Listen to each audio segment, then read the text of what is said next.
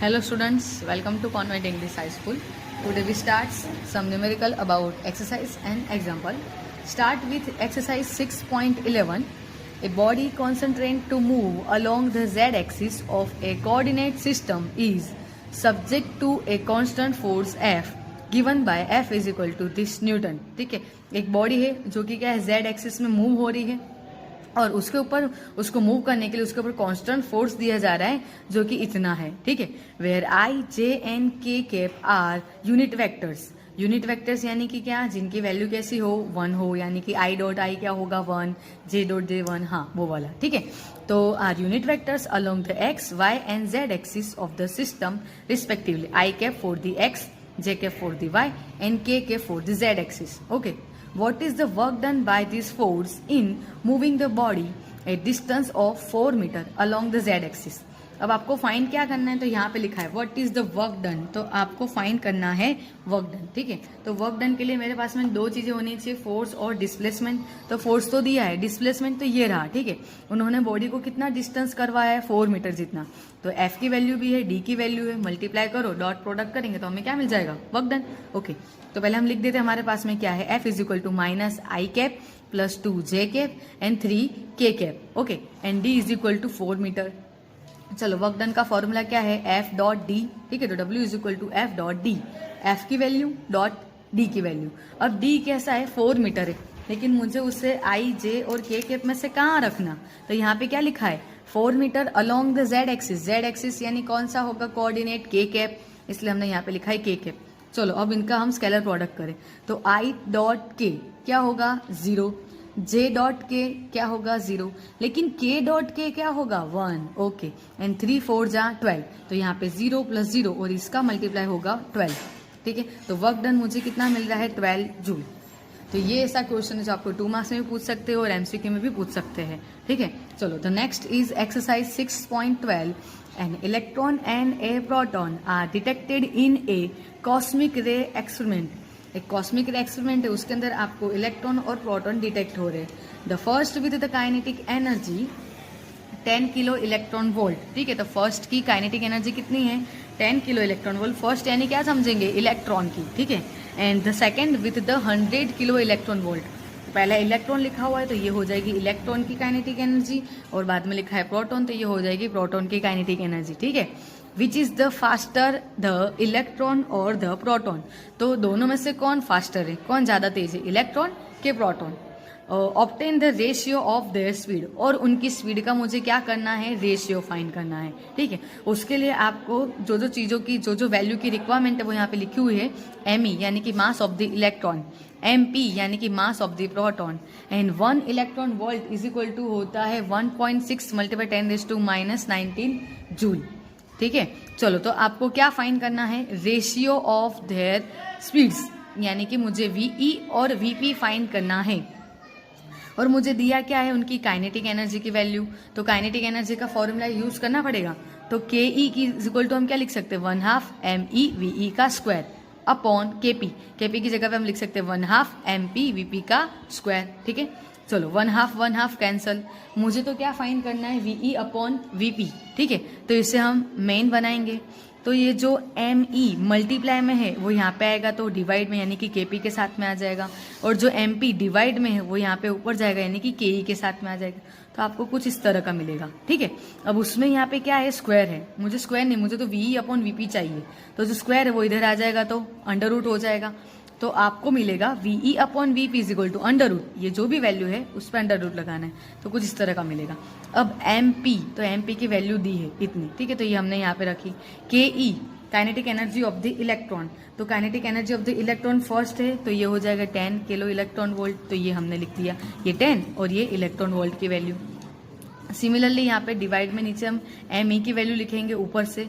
ठीक है, और KP की कितनी थी, 100 किलो इलेक्ट्रॉन वोल्ट, तो ये 100 और ये इलेक्ट्रॉन वोल्ट. ठीक है, अब दोनों वैल्यू ऊपर नीचे कैसी है, सेम, तो ये कट हो गई. क्या बचेगा हमारे पास में, कुछ इस तरह का. ठीक है, ये एज इट इज यहाँ पे 10 है, ये एज इट इज, और यहाँ पे नीचे 100 है. अब 10 10 कैंसल, 10⁻31 और ये 10 है तो कितना हो जाएगा 10⁻30, ऊपर आएगा तो 10⁻+30, ठीक है।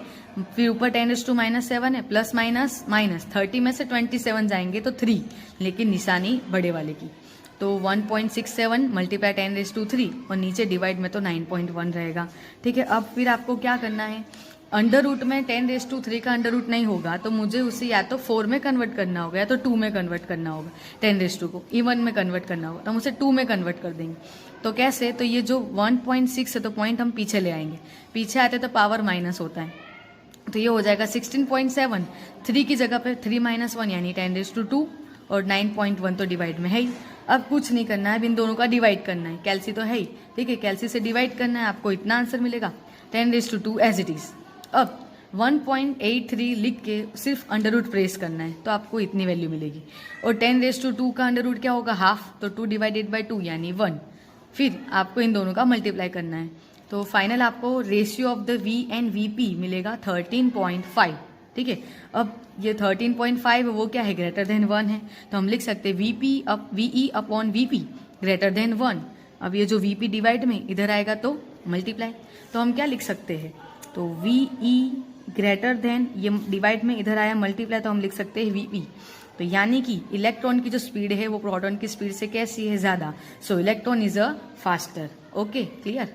This is example 6.4. In a ballistic demonstration, a police officer fires a bullet of mass 50 gram with the speed 200 metre पर second on a soft plywood of a thickness 2 centimetre, ठीक है। ब्लास्टिक डेमोन्स्ट्रेशन, यहाँ पे जहाँ पे पुलिस अपनी practice करते होते हैं, ठीक है, तो वहाँ पे उन्होंने क्या किया, एक पुलिस ऑफिसर ने एक बुलेट फायर की है, बुलेट का मास है 50 ग्राम, वो बुलेट वो कितनी स्पीड से जा रही है, 200 मीटर पर सेकंड की स्पीड से जा रही है, और एक सॉफ्ट प्लाईवुड के अंदर जाके वो क्या हो रही, कोलाइड हो रही है, यानी कि उसके अंदर जा रही है, सॉफ्ट प्लाईवुड के अंदर चली गई है। वो सॉफ्ट प्लाईवुड है, उसकी थिकनेस कितनी है, 2 सेंटीमीटर है, ठीक है। तो आपको 3 वैल्यू दी है। अब the bullet emerges with the 10% only of its initial kinetic energy। अब जो बुलेट है वो उसकी जो इनिशियल काइनेटिक एनर्जी थी उसके सिर्फ 10% ही इमर्ज हुई है, ठीक है। Then what is the emergent speed of the bullet, तो इमर्जेंट यानी कि फाइनल स्पीड हमें फाइंड करने को कहा है कि बुलेट की फाइनल स्पीड कौन सी होगी।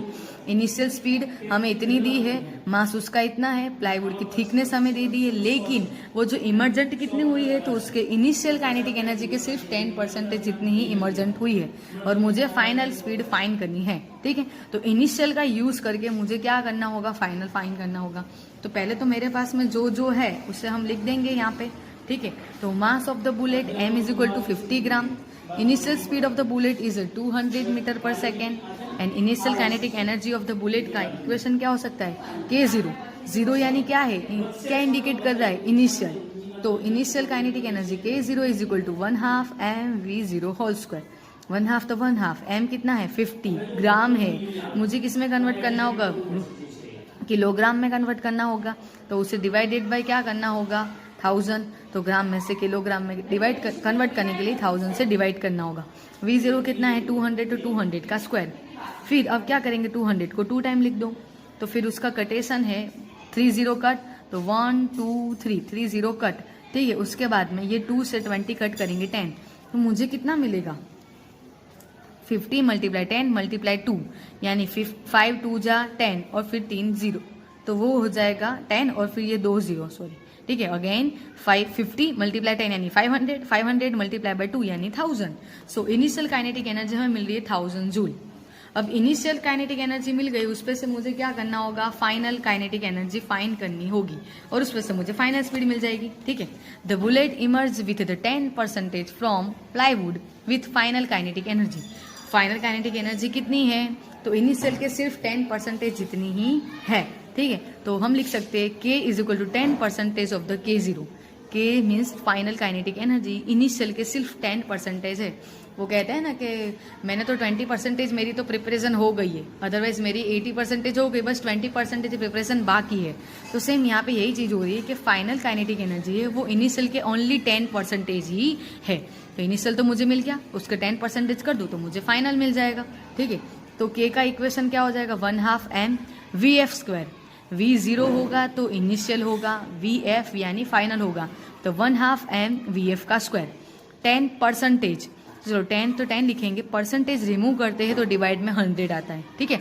और K0, तो K0 हमने आके देखा कितना है, 1000 है। चलो 1 2 2 0 2 0 कैंसिल, तो क्या मिला हमारा 1/2 mv² इज इक्वल टू 100, ठीक है। मुझे क्या चाहिए, फाइनल स्पीड, तो VF के स्क्वायर को मुझे मेन बनाना होगा। तो 2 डिवाइड में यहाँ आएगा तो मल्टीप्लाई, m मल्टीप्लाई में इधर आएगा तो डिवाइड, तो कुछ इस तरह का मिलेगा। VF² is equal to 2 multiply by 100 divided by m। m हमें पता ही है 50 ग्राम, ग्राम को कन्वर्ट करना होगा किलोग्राम में, तो डिवाइड में करेंगे 1000, okay. 2 multiply 100 divided by 50 by 1000। अब आप सबको पता है डिनोमीटर के डिनोमीटर कहाँ जाता है, न्यूमीटर में, तो ये 1000 है वो हमारे ऊपर चले जाएगा, ठीक है। तो 2 मल्टीप्लाई 100 तो था ही, और ये 1000 भी ऊपर गया, तो ये 1000 डिवाइडेड बाय 50। अब 50 से 100 को कट करेंगे तो क्या होगा, 2 2 2 जा 4, 4 मल्टीप्लाई 1000 यानी कि 4000। तो VF का स्क्वायर इज इक्वल टू मुझे कितना मिल रहा है, 4000। अब स्क्वायर है इधर आ जाएगा तो क्या हो जाएगा, under root, so VF is equal to under root 4000। फिर तो क्या है, कैल्शियम में 4000 टाइप करना है और अंडर रूट प्रेस करना है, तो आपको वैल्यू मिलेगी VF is equal to 63.24 metre पर सेकेंड। तो ये आपकी हुई फाइनल स्पीड।